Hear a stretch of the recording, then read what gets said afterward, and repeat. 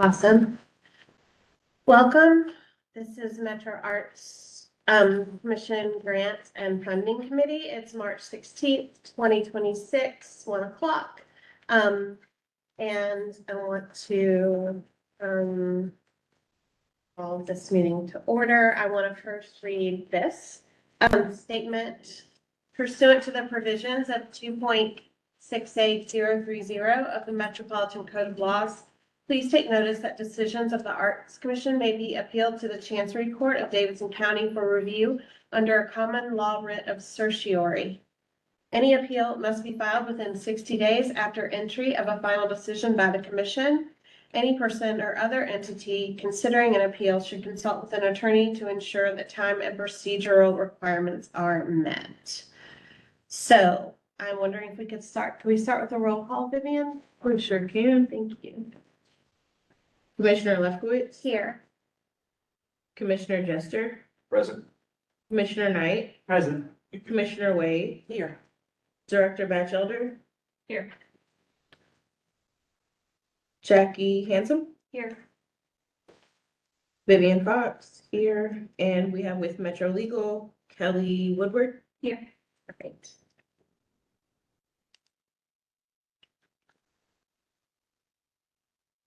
Okay, thank you. And welcome everyone. If we could start with our approval of minutes for January 12th. These were in your packet, which was sent to us last week, so thank you for that. And yes, so hopefully you had a chance to review. I would take, once you have reviewed, a motion to approve the minutes from January 12th, whenever.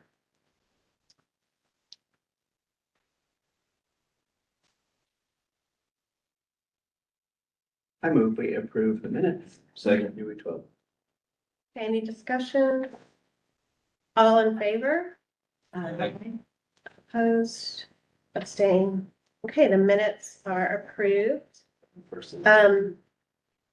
And now we'll move straight into our, oh wait, public comment. I just totally skipped public comment. And that was a shame. So, we do welcome and encourage public written or in-person public comment. Vivian, do we have any public comment either in person or submitted online? We do not have anybody here today for public comment, and we also, as of 1:06 p.m., do not have any public comment in the email box. Great, thank you for that. Apologies for missing that on the agenda. Just a reminder that people who do want to submit can do so using the public comment form, which is on our website. All right, so let's now move to action discussion items, D. So the first item on our agenda is staff reports. And the first staff report is an update on our Community Arts Leaders of Nashville program. Do we have? Yeah, I'll share. Jackie's gonna do that? Great, thank you. Yeah, so I'm gonna share on behalf of Josiah Golston, Jackie Henson. I was gonna say, we haven't had a time in committee to really introduce, so can I take that first? Or she gets put on the spot? Yes. Sorry about that. Yes, let me gin up some excitement for our grants manager, strategic grants and initiatives manager in full title. I know some of you have met Jackie and talked through one-on-one conversations or you've been at a commission meeting, I guess, but we haven't had, this is our first grants committee meeting, which Jackie, of course, will become the primary staff support and director to the, in addition to the director. And so we're very excited that you are here, and you've been, those for 2 months now? 2 months exactly? Yeah, for 2 months. Is there anything that you want to share about yourself that you want committee members to know, maybe before we jump into the formalities of the agenda? Sure. Well, I'm glad to be with y'all back in this, and I've gotten a chance to familiarize myself a little bit with your ideas through the parking lot. So thank you for your work leading up to me being here. I've been in a variety of education and community settings for my career and in different size institutions. So through that work, I'm lucky that I've gotten to know some of you a bit before, or will continue to. And yeah, just excited to be here and welcome y'all to continue to share the things you want us to incorporate.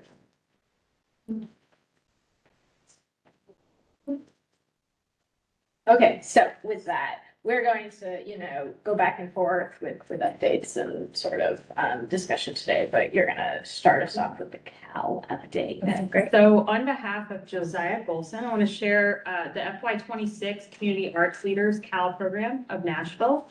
So as of December, 8 of 8 contracts completed. In the period of January to March, 8 of 8 payments have been completed. February to ongoing now, we're in the grant period where we had our kickoff lunch for the program on February 12th. At this point, all mentors are connected with mentees and all intern work schedules are confirmed and underway. And we are continuing to work on getting professional development scheduled for either late this month of March or early April. And Josiah is currently underway with initial virtual intern check-ins. Great. That's all we brought for Cal. So they're all on site. Yeah. And I think we're working on one of our featured artists for our next commission meeting is going to be one of the mentors, so that you can hear from somebody involved in that. And we'll find other ways to bring updates, that kind of, tell and share more about that program as we go. Great. I'll do a quick going into the grants one, and is that okay? Yes, please. So this says as of 3/11, we did not update these numbers today, but as of 3/16 today, there's just one grant that is not paid. So you can change that 2 grants not paid to 1 grant paid. The one that was processing is now paid. And there is just one that we are still trying to pay. You might be asking, how on earth have we still not paid them? And is just, compounded issues with the system transfer. And then in the new system, the payment kept getting rejected due to, I think, technical reasons. There's been, glitches in various ways.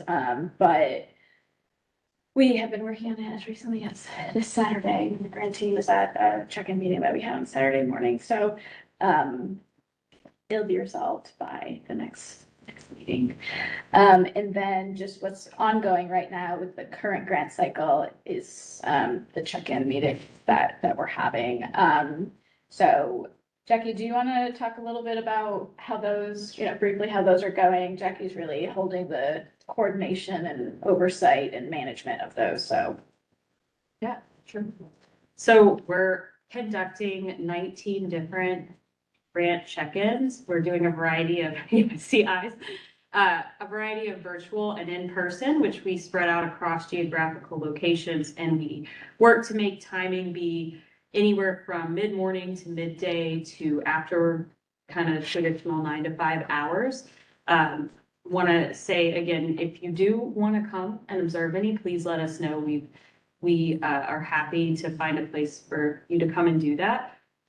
So at this point, we're just over the halfway mark. We've had 11 of them so far, and it's been a welcome opportunity for me to kind of just go around and see what folks are doing and see their faces and know about the work instead of just having it fully on paper. Been kind of a combination almost of a listening session for me in that way.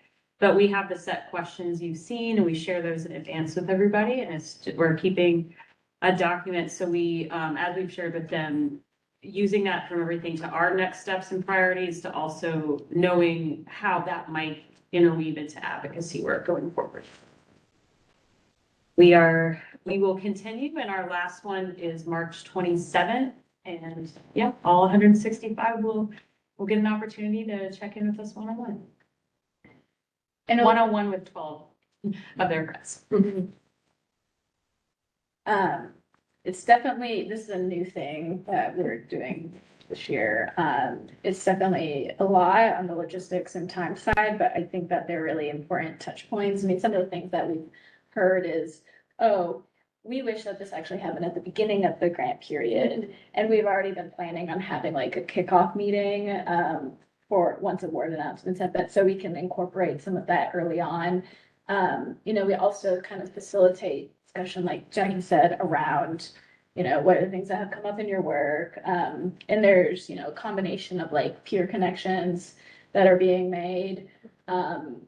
It shows the limitations that we have as well, which I think is, worthwhile and important to name of, technical assistance support that maybe I think some grantees would like gladly take if that's something that Metro Arts offered. What I mean by that is like, help us develop like a marketing and a promotion plan. That's something that a lot of different folks are talking about, both organizations and projects. We're trying to encourage like your support in a lot of those ways. We've heard other things that are probably no surprise to you all, but challenges with challenges with how do I research more venues when the ones I go to are not available. The thing that again, lots of people talking about, no matter if you're an individual, an organization, something else is, how do you get out of silos that people feel that they're in? Always feeling like you found out something was happening after the fact. And so, yeah, we'll have a summary report. But I think that and I will say, in the Thrive one, questions about fiscal sponsorship still, which we know that those come up. And so we're thinking about, ways that we can improve our communications about that, as well as support around, questions. Can I ask 2 follow-up questions? Number one, when they say they wish for that they'd happen in the beginning, is it, do you think that's because of information or because of like relationship and connection with you all? Do you know what I'm saying? Or maybe it's both.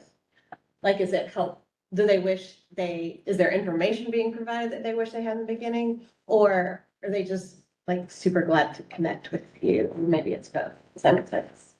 It's likely both, but it most often comes up on the cusp of someone going, oh, wow, I didn't know about that. So like we have copies today of Music City Reviews. We're a drop-off point for those. But in that particular check-in, the offer was out, oh, well, if you want to contact me at this point, I'm like, oh, I wish I'd known about this before my event that's next week. So things like that where like we hoped for it to be not just an opportunity to do the required check-ins, but to actually convene folks and get them to make those connections with each other. So it does feel like most often when we've heard that, although I know also we have been sharing information and, not to presume to know what they all feel, but that tends to be when that exclamation has been made. Yeah. That relates to the getting out of the silos. Exactly. Right? That's cool. And then when they're talking about venues, that's for like events that they're having, right? Not space for operating grants. Yeah, rehearsal space. Yeah. performance space, The usual.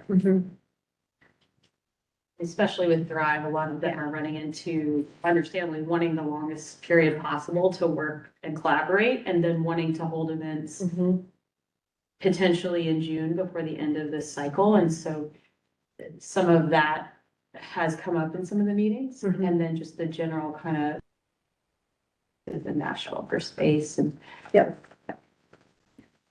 and I think it gives us space that we can think like creatively about how we can best help people access like Metro resources as well, like, the Metro resources that we have, community centers, like library, like what are available in spaces. So, but they're a big lift, but I think that they are worthwhile. And there are not a lot of us sharing information, and we kind of frame them that way, that with having groups of up to 12 for only an hour, like we don't really respond to some of the feedback, and we, say that up front, and welcome further conversations if people want to have it. But Like they are full. We start on time, we end at the top of the hour, and we need to run them pretty tightly to respect people's time and make sure that, And because they sign up for these too, like in an operating grant, when there would be all kinds of different boards, or do they sign up, I can't remember, within a site, like, are all of the larges checking in together, or? we ended up just doing general signups. Yeah. Part of it got too complicated Yeah. logistic wise Yeah. when we started. Actually, yeah, so they're with all kinds of different other people. Yeah. And the nice thing too about Sign Up Genius is while, you know, obviously we're not giving out people's information, but you can see the name of folks signing up. Yeah. So we have been seeing patterns of, as you'd expect, of course, geographically, but also even just whether it's organic or intentional, folks with some similar interest have been coming to the same check-in. That's great. Cool. So just, we've got reference to some of our priorities here, that last payment, finishing these check-ins, continuing sort of the never ending, but still ongoing process of, orientation with Jackie. There's still things we haven't talked about. And I'm like, we still have to talk about this or that. And so that is an ongoing process. We're about to begin recruitment for a grants coordinator as well. And so, we are thinking about, places and ways that we'll disseminate that, job posting when it's available. It's not posted yet, but it should be, I believe it should be by the end of the week. It'll be open for 2 weeks where you apply on the, Metro Careers webpage. Sort of the qualifications for that, it says the person would typically have a bachelor's degree, but that can be substituted with relevant work experience and would typically have 4 years of work experience in a, program administration, could be nonprofit, government, community program. So we'll ask for commissioners' help in disseminating that link when we get it. And that salary that is listed for is $62,000 to $70,000 is the salary for that. And then the training for that position, of course, as well. And then just, other priorities that we'll talk about through the meeting here. I did not want to forget to make announcements about our upcoming events, special events that we've got. I sent these in an email to everybody last week, but Chuck, do you wanna kind of put you on the spot to give you a quick pitch of the 2 events that this week and next week? Oh, I would say the Wednesday, that's just the first few Wednesdays. This Wednesday at the National Children's Theater from 6 to 8 p.m. It's the operating support grant for FY25 celebration, similar to the Thrive, but less performing and more just congregating and networking in person. Come and go. There's going to be some food trucks there to purchase if you want. Fritos in, and it's also it's focused on celebrating with the operating grant. But there's in these meetups, there's been a lot of interest from Thrive artists and just artists in general to meet some of these people that are running orgs for potential collaborations as well. So it's going to serve that purpose as well. And then the following Wednesday at Plaza Mariachi from 6 to 7. We're partnering with Arts and Business Council for Greater Nashville doing the Thrive Summit, and they invited us to kind of co-host, facilitate they're doing 3 nightly events during that summit, and the middle one on Wednesday is working with us, and we have 3 FY26 Thrive project artists that are going to be featured, do performance, talk about their projects, and then another chance for us to do outreach, and then you could stay from 7 to 9 is the Mexican Loteria. So apparently there's a huge contingency of community that comes every week for that. And it's just going to be fun. And so within that, depending on how much you know about the Thrive Summit, what ABC has been promoting it, national event in 5 different cities, Nashville being one of them. So there's virtual stuff and workshops throughout those 3 days. But again, because of the namesake with Thrive, they wanted to include us on top of just being around us in general, I would think. And it just fit for that. So there'll be people in the crowd that are paid participants with the workshops that will be attending, and it'll be a good crowd. And then there's some people from locally and then some from out of town. So it's a good way to, again, for people to learn about Metro from inside and outside the city with not a heavy lift with everything else going on. Please join us where you can, and both can be, treat them as drop-ins if you can't come the whole time, of course. Can I ask this is like a basic question, but one thing I was wishing in that Thrive one is that people just had a name tag that they could write, just so we knew people can we have one? Didn't get our supply list this morning, name tags also made settings. Some pins we can use for. There's pens, there might be crayons. That's great. Any other questions about what things from staff and clerk before we move on? Great. Okay, so now we move to an action item, which I think is our only action item, and it is the grant review panelists guidelines. And so you have that in your packet. And so, do you all want to tell us what you've been working on? Yeah, so I think we're bringing this for your consideration to open panelists. I'll start us out and then, Jackie and I worked on this very closely together, but I'll start us off and then feel free to add too. So, we talked about having a much longer recruitment period for panelists, maybe even having it be open year round. And so we are bringing this for your consideration with the goal of opening panelist applications up as soon as they're approved through full commission. This is not something that has to go to council, so this is just completely up to us. Some of the changes that we made, let me tell you about some of those things. So, we increased what we are estimating the number of hours to be up to 25 hours, which we think better reflects what people actually spent on the review process last year. The stipend that we are proposing is $500 for this cycle. It was $595 last year. Let me tell you a little bit about, not to get in the weeds, but we're in a bit of a tricky situation right now where we have to, or where we want to open our panelist applications here sooner, but we don't have our budget set for the next year. And I've talked about in previous committee meetings that this is going to be the cycle that we catch up on the year that no panels were done, which mean that we are going to have to do 2 panels in 1 fiscal year, which is going to drive up the cost. And so I've asked in our budget request for one-time funding, since this is a one-time thing of doing 2 panels in 1 year, but I'm just kind of naming that into the universe that we're having to set our stipend without knowing our budget, but it's just a tricky situation. And this is where we've landed, $500 for the stipend. In the third paragraph here on the first page, we added these bullet points here that kind of describe, people who can look at this and be like, oh yeah, that's me. I could serve as a panelist. So, somebody with an artistic knowledge of an artistic discipline.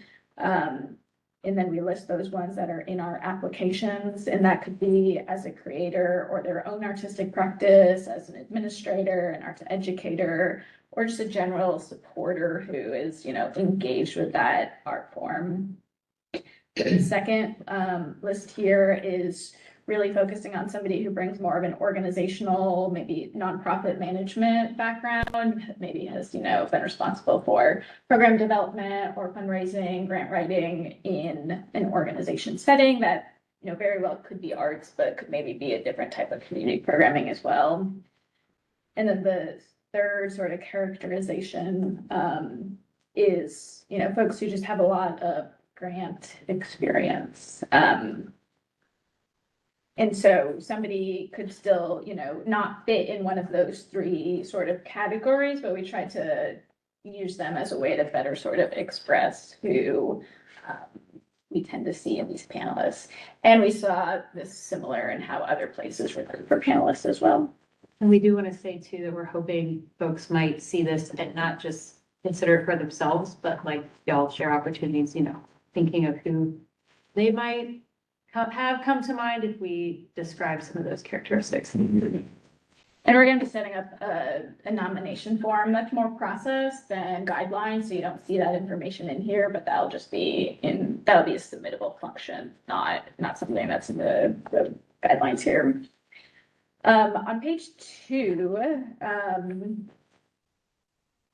we made a change in the eligibility criteria. Last year, it was that you must live in Davidson County to serve as a panelist.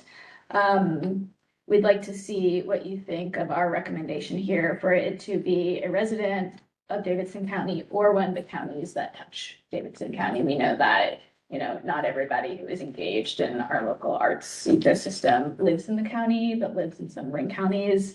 And we wanted to have those folks be eligible. The next section is around ineligibility, different conflicts of interest. It names the people who cannot serve in this. That is not new. I have a question Yes. regarding the eligibility requirement around residency. Folks in those surrounding counties can't access the funds, can they? So, yes and no. So, you know, so are you thinking of like an individual? Because if like, you know, organizations must be in Davidson County, of course. Thrive, and you've got the guidelines in your packet. Thrive guidelines say the project must be in Davidson County, but you can live or work in Davidson County. So it's that way because we know, you know, through many reasons, people might live in a bordering county, but if the work is happening here, then that's where the money is being spent and the people that are being engaged. So That's sufficient. I just wanted to make sure that if all of our funds had to happen here, then the people who are deciding for me would need to also have any, you know, live or work here. And working here makes sense. And so we talked about, should it be live or work or live in one of these? And we could do the live or work if you think that's preferable. And I'll say that the goal, one of the reasons why we expanded the residency is because we want more applications as well. You know, I don't want, you know, I don't want like 90% of our applications to be people outside of the county, but it was comments that we heard last night, not a lot of comments, but some comments of, oh, so-and-so would have been a great panelist, but they live just across the border, but they're very engaged with that. Were you gonna say something? I think just also, we kind of talked about how things could be handled on a selection side too, of like the rubric, you really do have to demonstrate that you have this work interest, yes. And so it would be hard if you weren't able to show that you were part of that Nashville community involvement with the arts. It would be harder to be selected. That makes sense. Yeah. This is a follow-up question about eligibility. I'm thinking about students. I don't know why I started thinking about students as panelists. So a student like at a local university who, I mean, I guess it could potentially be an undergrad or a grad student, but does this mean they need to have like a driver's license from Tennessee, or can they just live here to go to school, you know? There's lots of ways that we can, so like we take care of that in submittable, so I don't have that for you of, you know, you can show your residency through one of these 10 ways. Okay, good. All right, good. So it's not like, yeah, okay, gotcha.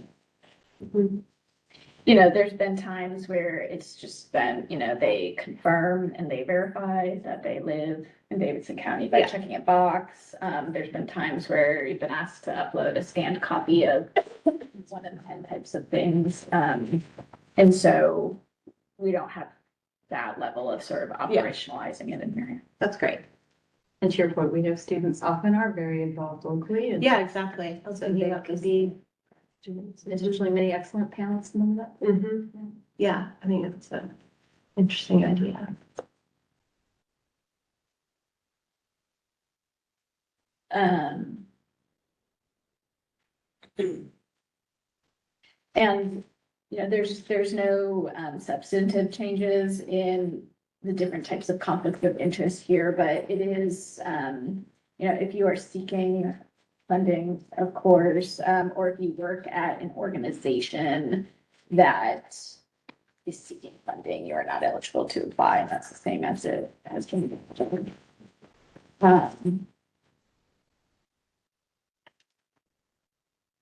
Let's see, if we take a look at page 3, there's a couple of things to point out here. So the 3 panelist applications, we talked a lot about applications. We looked at a lot of examples as well. And I think, you know, most of the examples that we looked at are just the one question, why do you want to do this? And so the 3 questions that we have here, and the rubric is on a separate page. How your personal and or professional experiences contributed to your interest in serving on the Metro Arts Grant Review Panel. Similar, if not the same question that we used last year. This is a new one, question 2. How have you contributed to a group process that involves collaborating and making decisions with a group of people with diverse and varying experiences and perspectives? It's a new question. And then number 3, describe your personal and or professional grant editing, grant seeking, grant review, or other grant experiences that will contribute to this process. If none, please describe skills or experience that you think are relevant. Those are our 3 questions. And then I'll just tell you the timeline that we've laid out here. So the application deadline, and part of what gets tricky to communicate about this is that we want to put dates in here so that people can plan and have expectations, but we haven't approved our grant guidelines yet. And so in the event of our guidelines being on a slower approval timeline, these things will all change. But what we say is selected panelists will be notified by June 29th. So it's about 2 weeks after the deadline. Panelists will be expected to begin the grant review process in mid-July. We have the dates for the tentative in-person panels. And then dates are subject to change and applicants will be notified if this timeline changes. And so we should know, like, in May, if our hopeful timeline changes. And if so, at that time, we could actually go in and change what these dates say and inform people who have pending applications at that time. So we're gonna try to be just kind of flexible as needed. But we thought that doing it this way with having the longer period of applications being open was the thing that makes the most sense. And then, you know, statement here that not everybody who applies will be selected to serve, and because we are looking to have panels that are comprised of people in different types of roles and representation here. You mentioned this earlier about just leaving it open all the time. What would be the challenge with just having it open all the time? And then pushing it and saying, you have to have yours in by this time to be considered for this cycle, but is there a downside to having it just always open? So I think the benefit of having a date right now is that it, you know, we have urgency is not the right word, like, because it is coming up, right? Yeah. So I think once this date passes, then we just adjust it and those Right. dates go away, right? It's, you'll be contacted in May of 2027 about, you know, your application that maybe you submit in January, right? But everything is with the specific dates right now, just because the cycle is coming. We can revisit it. Yeah, that's perfect. We can look at the rubric here. Jackie, do you want to add anything as well? I'm sure. Yeah, I mean, I think, like Ashley shared, we are playing with different variables and trying to be as clear for folks as we can, while not having all the pieces in place because of the budget and not knowing the exact timeline of approvals. But, and to your point, Heather, we do hope to have the rolling one, and staff and others talked about, would it be beneficial to do maybe short calls with folks too? And kind of, if we had a rolling application, you could check in with folks to see about, you know, how they fit with the rubric and, you know, if their interest and availability aligns with our needs. Can I ask about a wording? I'm just, you know, how I am. But like thinking about question 2, which I really think is so important, I'm wondering about, instead of contributing to a group process, but saying either how have you approached collaboration and decision-making with a group of people, or just how have you collaborated and made decisions with other people? And then I noticed too on the rubric, it says, or how would you, which I like that too. But I guess, yeah, so I don't know. That's just a word choice thing.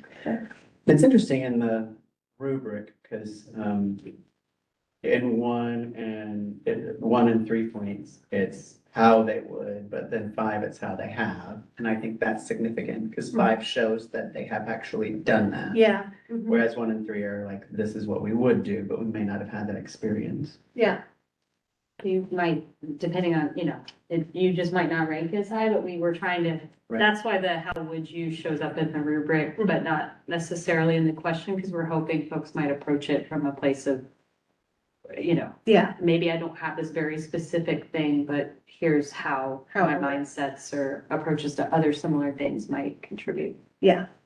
And how have you contributed to a group process? I hear what you're saying. To me, how have you contributed to a group process is a little more open-ended.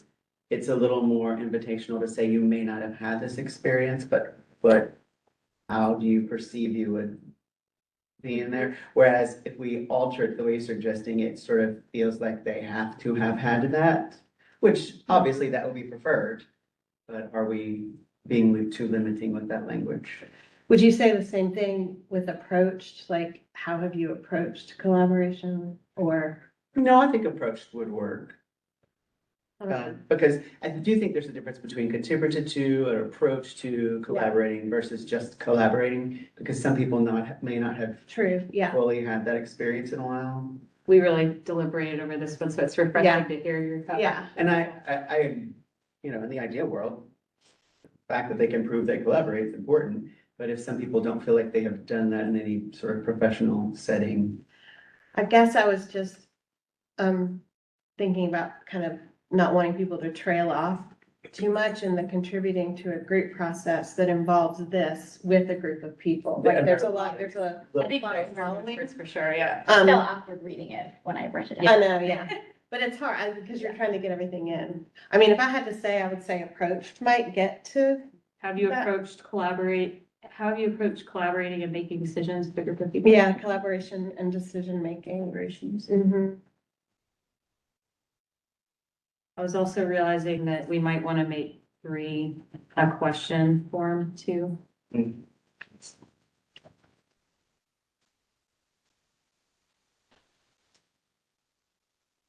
when you walk away from something for a day or two, you come back with a fresh eye. Yeah.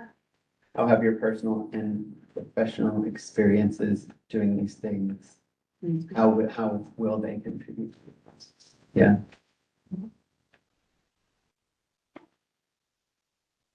I like this rubric. Yeah, I think it's great. So yeah, the rubric helps us really create a list, right? That we kind of work through. There could be people who all score how many points? 15 points, but based on the whole pool is really where we, there's that additional, what do we say, that we make every effort to select panelists that balance, different artistic disciplines, organization roles, geographic representation. So, the submittable application asks a couple other of those questions as well, council district, if you're in Davidson County, for example, age range, things like that. Any other questions, discussion? Next step, we send this to the full council for approval? Commission. Commission, sorry, commission, yes. Yeah, this would be an action item for next week's commission. Great. And then just on the process side, I mean, we'll work with, Darius and Chuck on helping us think about, dissemination and, all of the obvious ways to do it, of course. Email, social media, personal invites that we'll, share as we're going out to events and things, announcements. We'll share it with council members. Share it with you all, if you have networks that you can share it with, and then. We've announced it in every grant check-in and we continue to do so, just to stay tuned. It's gonna be posted in late March, early April. And. Yeah. So, the changes, to recap the changes that we made, to inform the motion would be some adjustments to the language of question 2 and question 3. And I did not note any other. That's all I've got, and we'll make it match the rubric, of course. I move that we, We were okay with the residing language, I think I was, you were, yeah, okay, cool. Go ahead, I sorry. move that we approve these guidelines and rubric and send it forward to the full commission. That with the changes noted. Okay, so Commissioner Knight moves, Commissioner Wade seconds.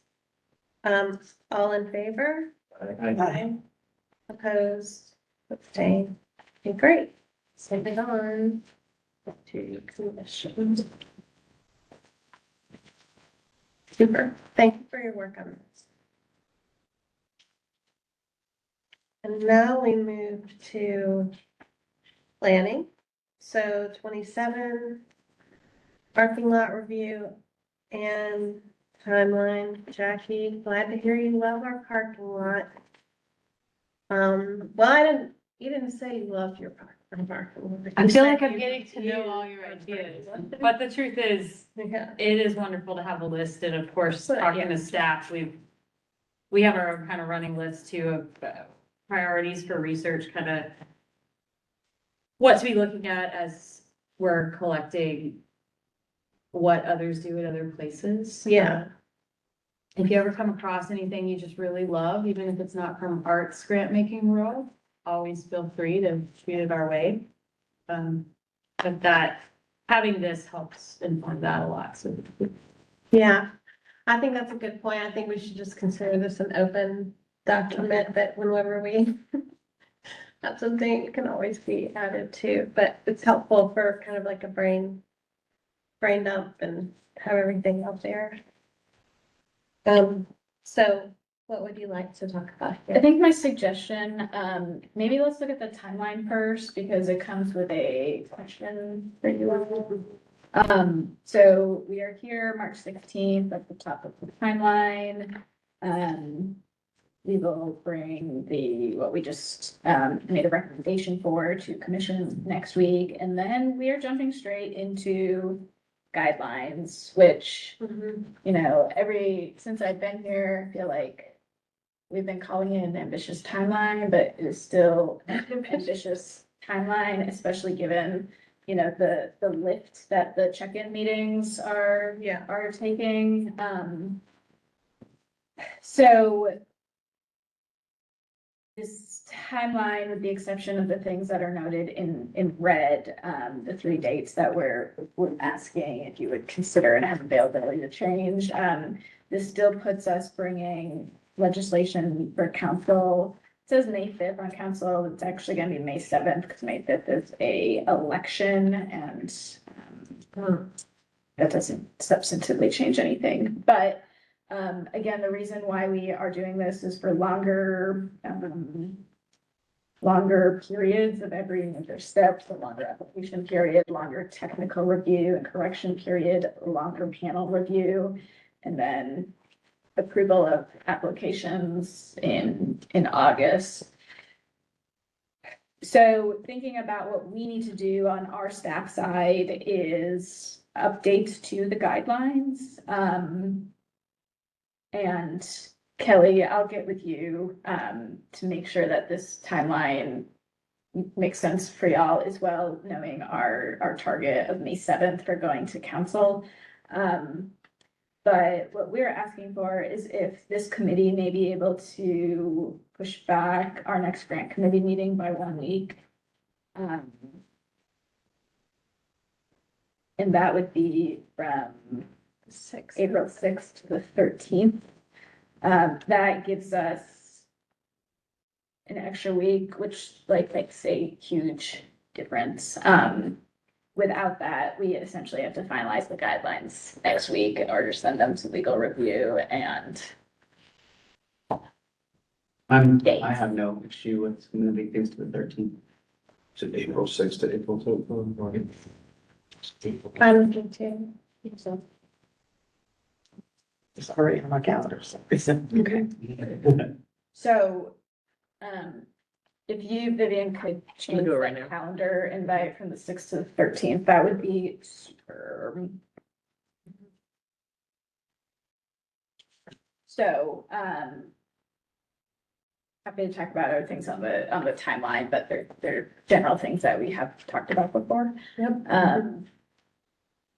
And so that could lead us to the landscape orientation document that you have, which starting on page 2 through the end is the same parking lot that we brought in previous meetings, but what is on page 1 is a list of some of the things that we are telling you we will be bringing updates in the language and specific things as noted here.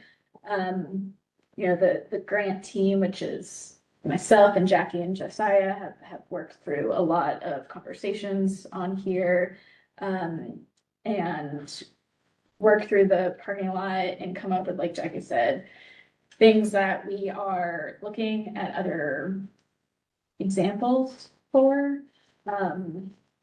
And then things that we think that we can change in the current guidelines. So I might just speak these out loud.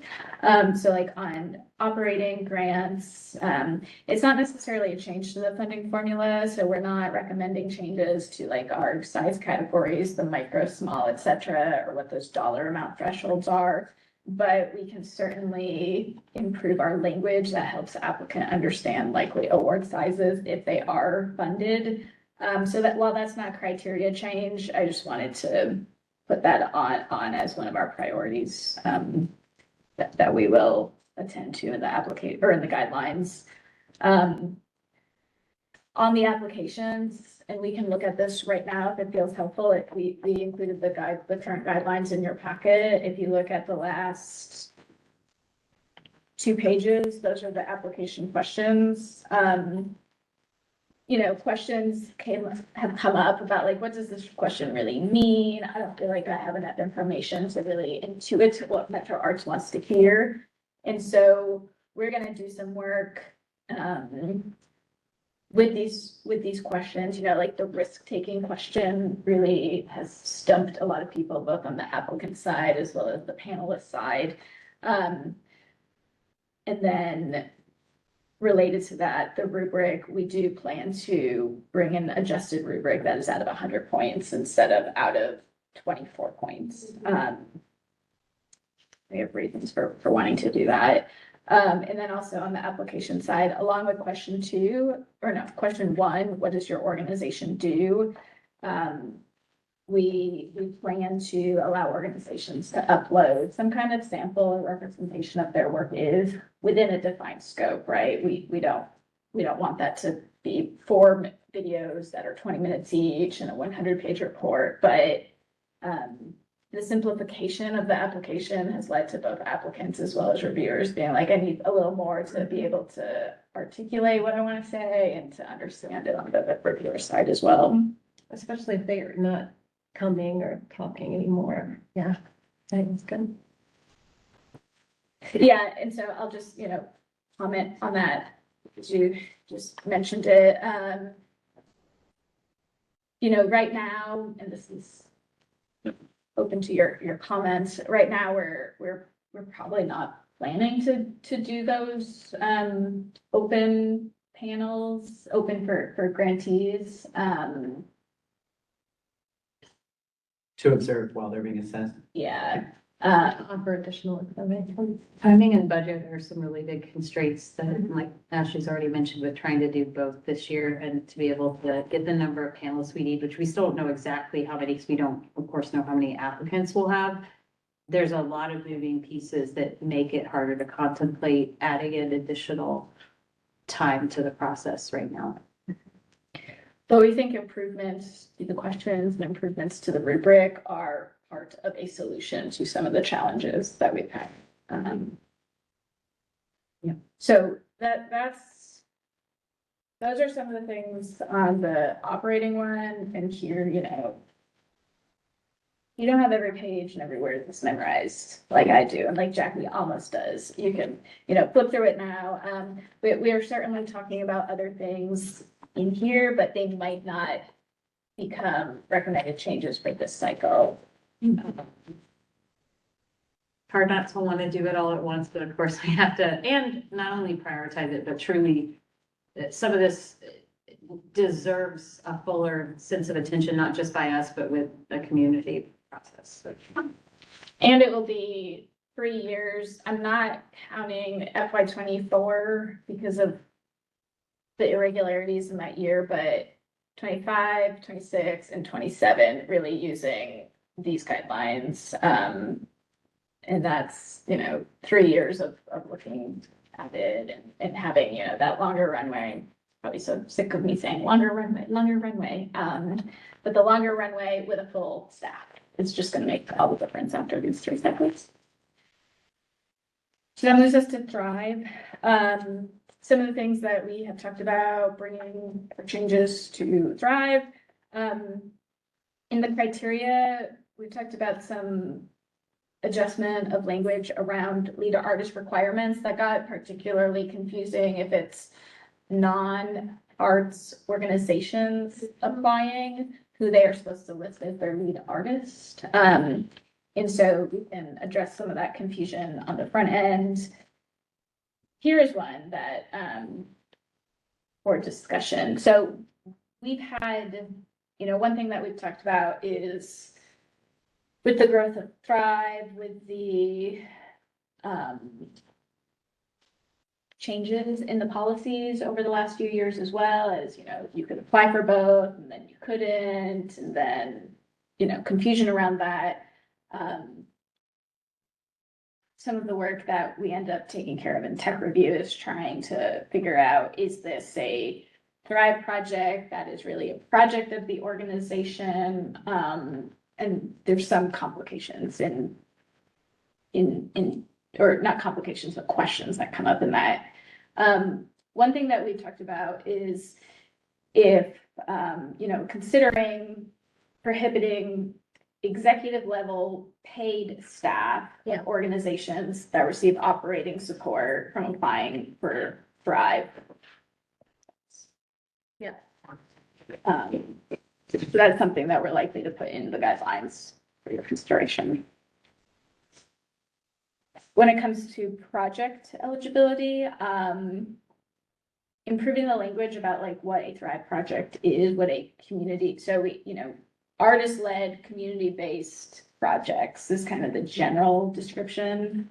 But, elaborating that there are certain types of projects that Thrive does not support, and we're proposing ones that are focused on career or professional development, artist management, work grants, by which I mean like I provide a professional service and I want to do it at a subsidized rate to do these, worthwhile endeavors, and can Thrive subsidize that's what I mean by work grant. Or projects whose purpose is entirely for fundraising. So those are some of the project types that we are proposing not be eligible for Thrive in this cycle. I'm wondering if, closer to the description you provided of work grants ends up in the language. Because just reading work grants, Yeah, that's not what I thought you meant. yeah. Yeah. It won't say, it'll say something more like what I just said. Yeah, that probably means something very specific. That was not what I just said. That's our internal document. Yeah. So that's sort of strengthening how we talk about projects and, because that's kind of use of funds as well. We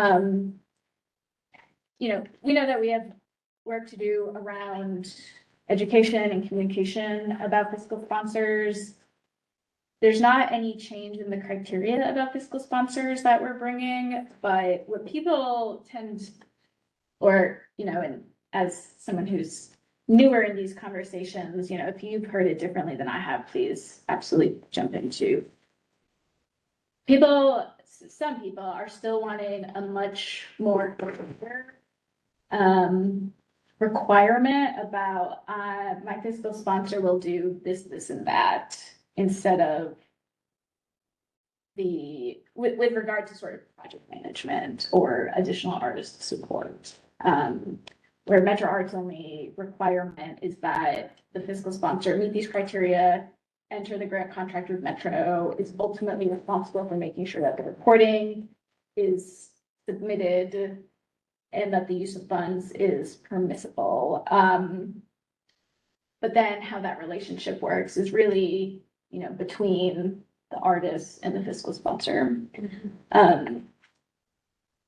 Some people have just requested greater instruction there. So I think, we can certainly improve our communications and guidance around that, but at the end of the day, we're it's not a requirement that a fiscal sponsor helps do promotion about the artist project, right? And I'm just, making that up as an example. So that's just my comment. It might be helpful to have some kind of chart or like scenario-based chart. Yes. Yeah, like this is it in, this is an out, this is a up to you kind of, or whatever. I don't know. I can't think exactly what that would be like, but Yeah. Just with specific examples of things. On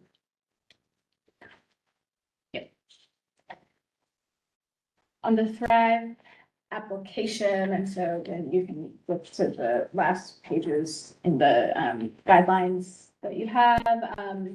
Similar to our recommendation on the operating side, whether we call it an artist bio or something different, something that allows applicants to also, share who you are and why you are positioned to carry this work out, as well as within boundaries, uploading samples of work. And that was requested again, both by applicants, particularly applicants who were denied, who felt like they couldn't show what they wanted to show, and panelists as well. And again, we're planning to, adjust the rubric to 100 points and may bring some adjustments to some of these questions as well. Having just completed a grant application, not for Metro Arts, there was also not a place in that one to show work, but I tacked it to the end of my CV and said, here it is if you need to see it, because I feel like it's essential.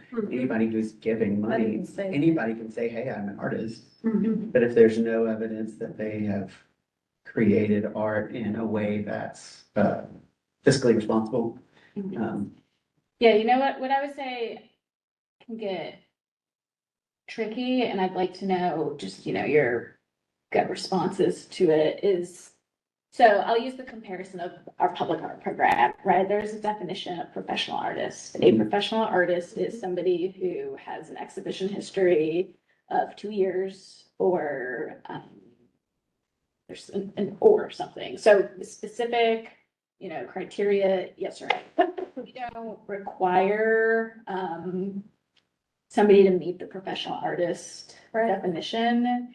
And once you ask for something, people want to know how it's gonna be evaluated, right? And how, the evaluation of, are you giving an impression or are you weighing somebody who has a 10-year exhibition history versus somebody who could use a grant to, start new work? That's not it, right? So, I mean, that's part of like what we've talked through and thinking about, like, what is for the panelists, what is for us, what is visible, what has points attached to it versus what doesn't.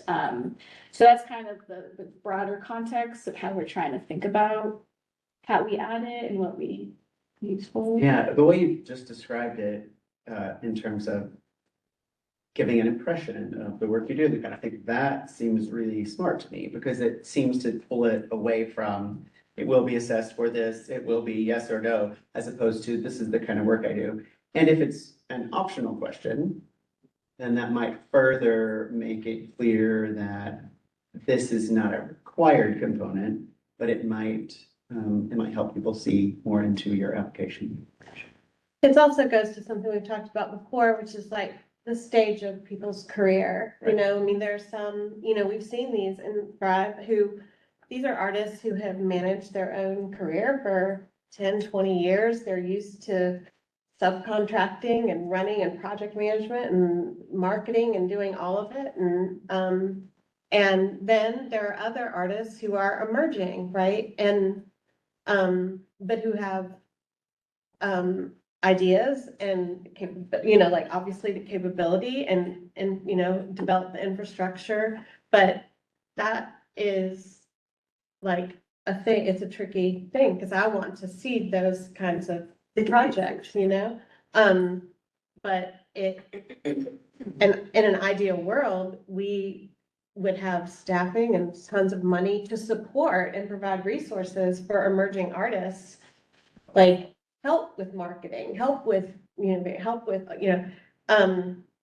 I think that's a huge opportunity and an opportunity for community building. But yeah, I think it's just a continuing thing to think about, right? How not to, I don't want to say that one is preferable or whatever in terms of any rubric, but that this program can include all of that, but it's very tricky.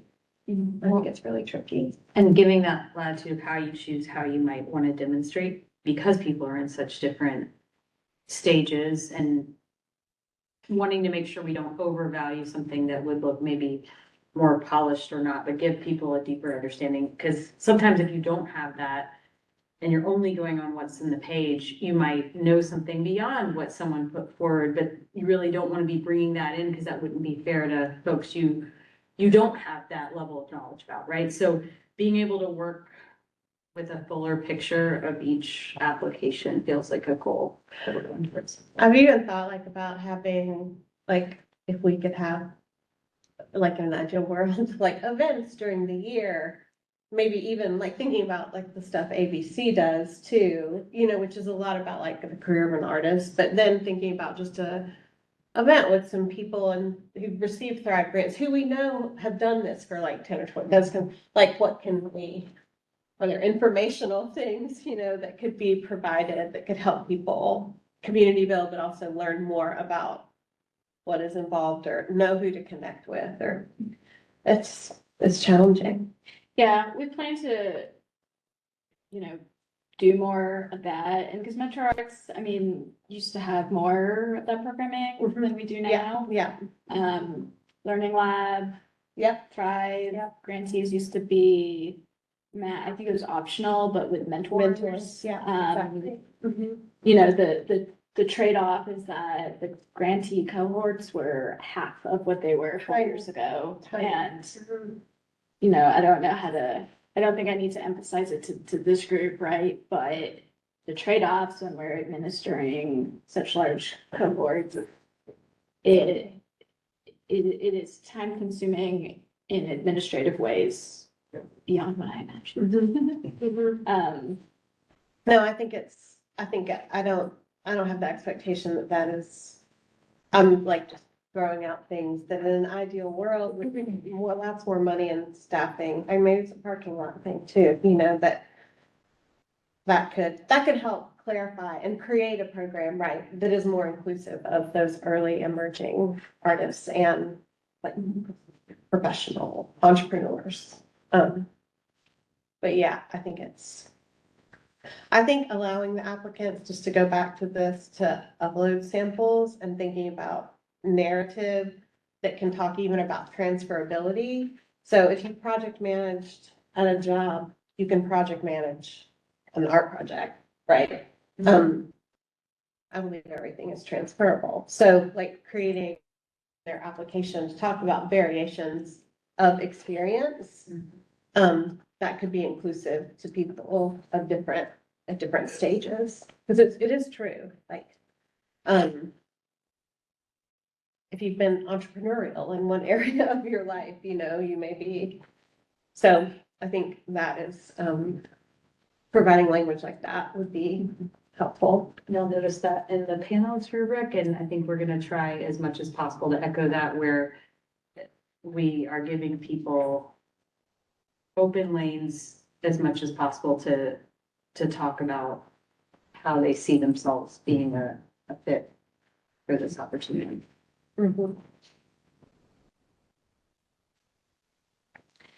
And I think we are likely to not have the budget be something that the panel reviews, on Thrive. I think we talked about that before. But we will likely bring back guidelines for some of these, the questions and the associated rubric look a little different on Thrive as well. And I think I've asked this question before, so sorry, but a project that is entirely focused on career or professional development, could an artist propose a project that would involve them going to like a training or something to learn this particular skill, that then they would come back and there would be an element, like a definite like community element. Now that training would also develop them as an artist, right, or whatever, but it would have that would be permissible, right? Or not? Can they pay for aspect? Yeah, so I think, I believe that what we want to reference probably, well, maybe not reference it, but maybe explain it in easier to understand ways, like the Metro travel policy, allows for expenses in these ways. I think what we want to do is have parameters that are helpful and not restrictive, but restrictive where needed around spending within, say you're asking for the 15, can half of it be used for travel, or is that too much, right? Like guidance like that. Or, I mean, some things will pay for a training, but not the expenses, like you would have to figure out, you know, some things will just pay for whatever. But like, let's say somebody's doing something on basket weaving and weaving in community in different ways, okay? And so they want to go to a workshop at like John C. Campbell or something like that to a basket weaving. Mhm. I want to do that myself personally, but then they come back and they have this whole project where they talk about weaving like in different ways, okay? So that would be a permissible use of funds, assuming that it would align with the travel, so whatever.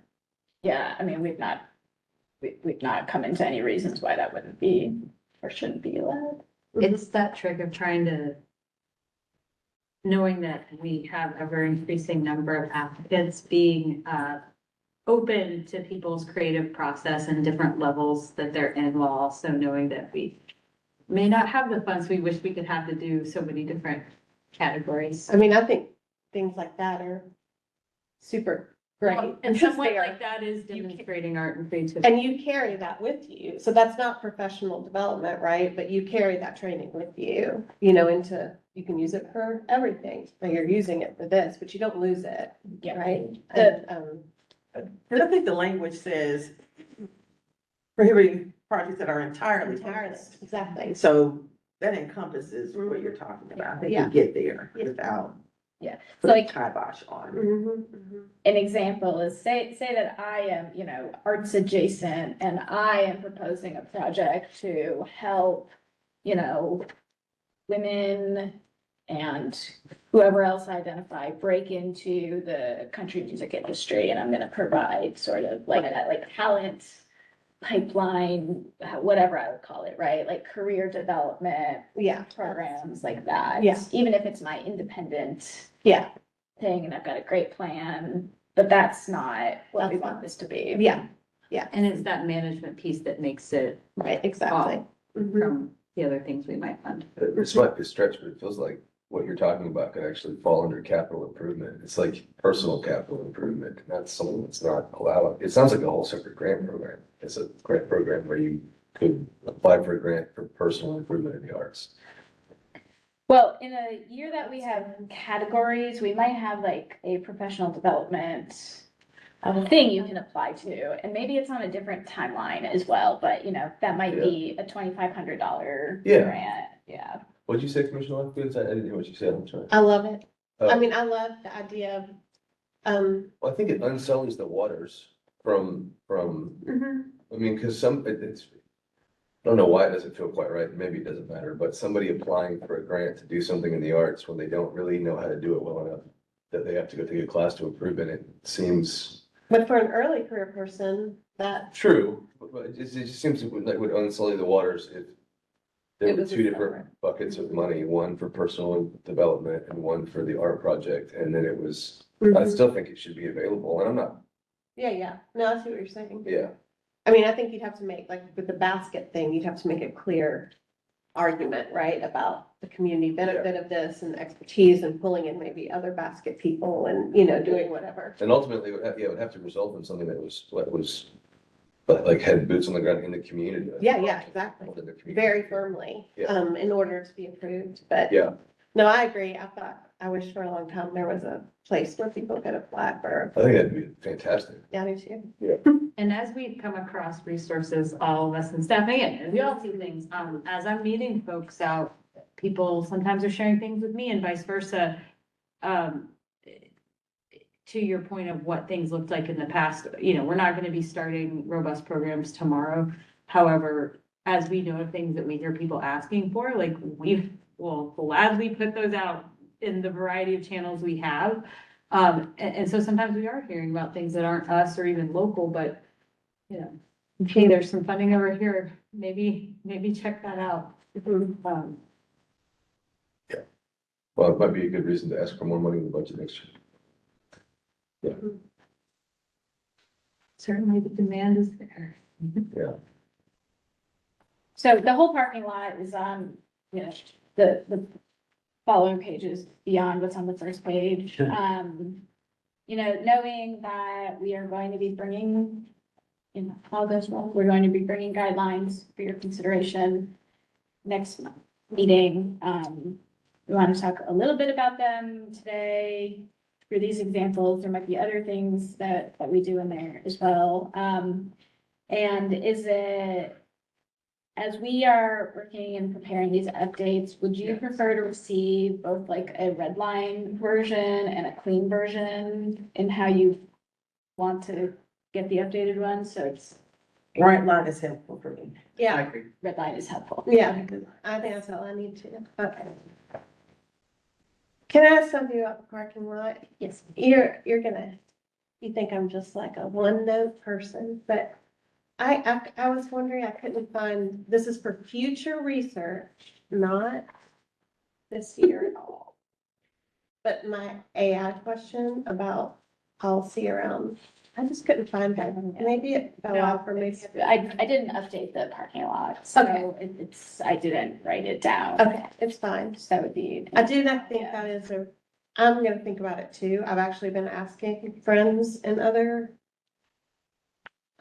places to share, so I'm kind of informally collecting things, which I'll be happy to share. I am too. Yeah. I have things that are not on this list, but Yeah. that Ashley and Josiah have a list of. Yeah. But I do think that is gonna be increasingly important, to clarify language around how we consider that work in terms of, Yeah. clarifying language. Mhm. One of those charts. Yes, no, up to you. No, just kidding. Well, This is very helpful, so thank you for, and I think my own opinion is this is quite, this will be helpful to the whole process, I think, and very reasonable. I hope it is reasonable in terms of workload for you all, but, I think it's, yeah. Great. well, I think it's a very, I will just end, or, you know, end my comment and I'll stop. You know, I am really glad that we're doing the check-in meetings. It is providing, even though it's just one meeting for everybody, it's just 1 hour of their time, but it's, you know, I don't know, 50 hours, not 50 hours. It's a lot of hours that we are spending with grantees who, you know, in the check-in facilitation, you know, we ask the feedback, about the guidelines. And at this point, me asking this question for 14 months now and this job, like, there's better, I think, understanding in both directions when we're Yeah. asking what that feedback is. And I think we're finding helpful ways to think about our processes. A lot of the feedback that we're getting are about process, not necessarily so much the criteria or the guideline, right? Why am I still talking? I don't know. I'm glad we're doing the check-ins, and if you want to observe any of them, we've had a commissioner come to one of the in-person ones, which I think are probably make a little more sense to observe versus being someone online. Yeah. That people feel like, you know, it's different. So I'm gonna stop talking, but I'm No, I glad we're think doing it's great. check-ins. I know it is a heavy lift, but I'm sure it gives both sides opportunities, like, to know, like, the constraints and even empathy, you know, like them seeing, yeah, just for you to kind of, everybody can kind of understand more what the other is dealing with and the opportunities too in community building. So, thank you for doing them. We've also offered to stay on anytime, and that's been great because we are sometimes able to answer questions like what we mentioned earlier with getting that final payment process with ongoing issues. So getting to just be with people and address things has been really helpful too. I can announce the final, Yeah, as well, if that's helpful. yeah, I was gonna ask. So the in-person ones remaining. For some reason. We're gonna be at Coleman Park. That is on Friday, March 20th. We'll have 2 check-ins, so the 10 o'clock one that day is for Thrive. And then there will also be a 12 o'clock that day for operating.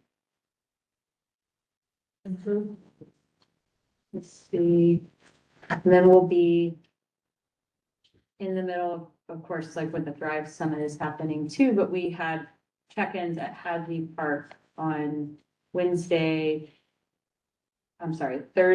March 26th. For you.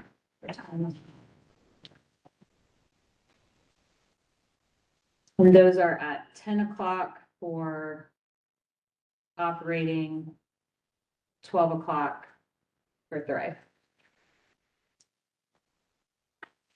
And the last one back then. Virtual though, so virtual. Those are the last 2 in person. Yes. Yeah, we've held it here at Metro Southeast and we've been at McCabe and South Indian Park. The ones on the 25th are where?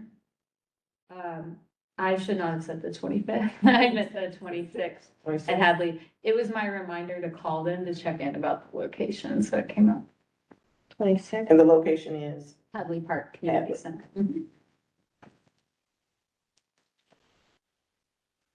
We have that kind of buffer time just for us to reset, debrief that.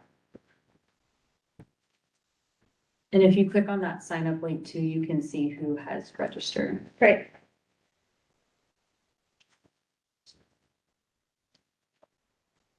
So if you're able to come out on Wednesday, join us at the Children's Theater, 6 to 8.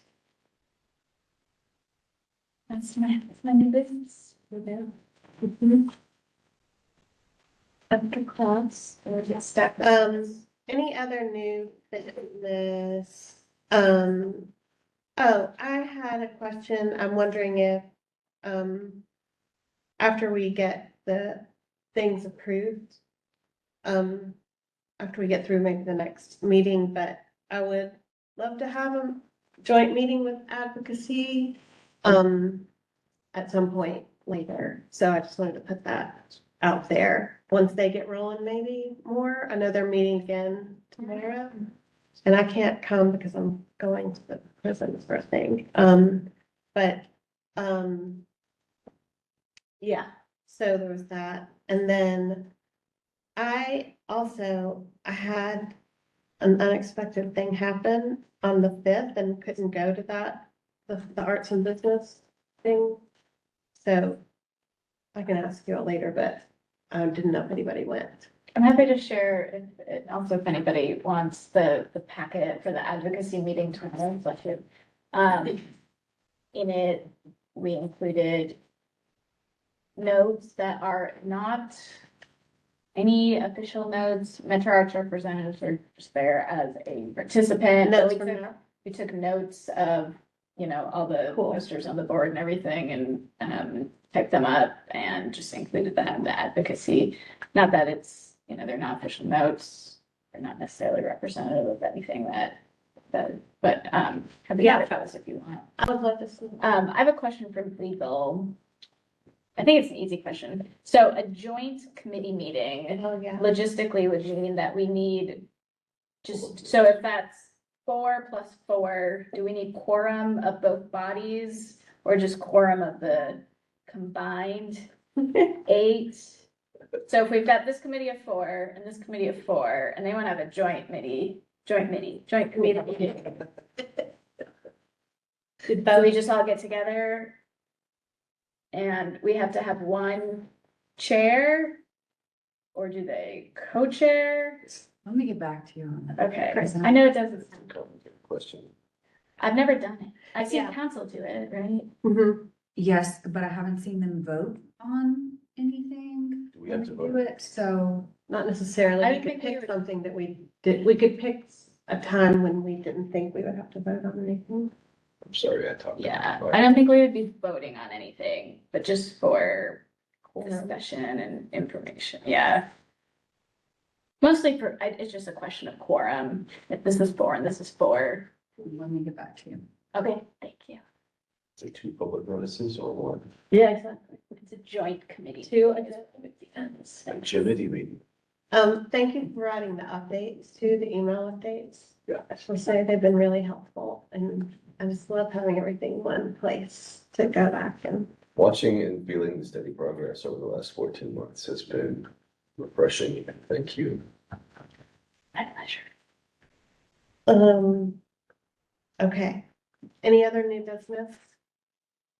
We already did the staff request to move it, so we're good with that. So our next meeting will be the 13th from 1 to 3. Okay, You You should guys- have it on your calendars. I moved it. Oh, it's there. thank you. We saw it, already accepted. Thank you.